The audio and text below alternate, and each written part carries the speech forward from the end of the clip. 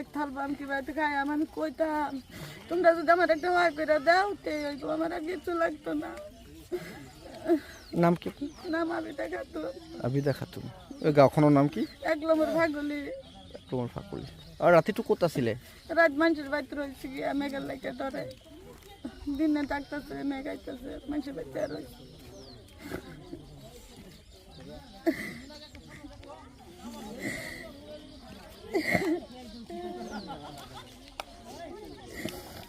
সরকার কি জানাবো?